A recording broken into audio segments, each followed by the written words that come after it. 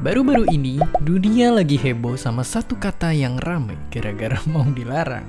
Katanya, kata ini dianggap kasar dan termasuk kekerasan verbal, dan karenanya bisa aja dilaporin ke pihak berwenang. Oke, ngomong-ngomong soal itu, sebenarnya dari mana asalnya kata-kata kasar alias umpatan? Dan kenapa kita suka banget mengumpat kalau lagi kesel? Singkatnya, suatu kata bisa jadi kotor karena adanya kesepakatan arti dari masyarakat di suatu tempat. Nah, kata yang dipakai diambil dari sesuatu yang dianggap hina dan merendahkan.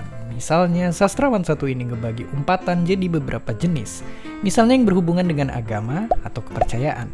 Kata yang bersinonim dengan kata bodoh, atau alat kelamin atau nama bagian tubuh, dan yang paling terkenal, nama-nama binatang.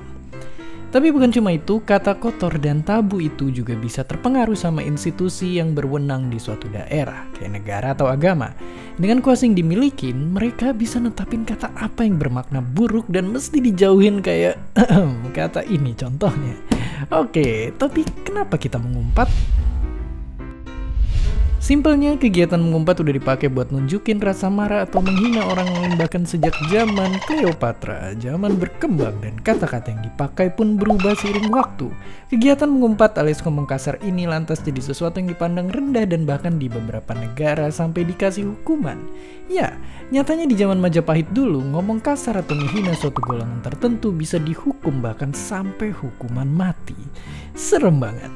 Jadi kesimpulannya, apakah ngomong kasar itu benar-benar buruk untuk kita? Bisa dibilang nggak juga. Ya, jawabannya begitu karena beberapa penelitian bilang sebenarnya kata-kata kotor ini juga ada sisi positifnya. Misalnya penelitian dilakuin sama satu psikolog ini yang nyimpulin kalau mengumpat bisa bikin orang punya ketahanan yang lebih tinggi terhadap rasa sakit. Bahkan penelitian lain bilang orang yang hobi mengumpat punya sifat yang cenderung dominan dan bisa ningkatin hubungan pertemanan karena adanya rasa percaya yang muncul satu sama lain. Jadi, selain buat melampiaskan amarah, ternyata mengumpat juga ada manfaatnya juga.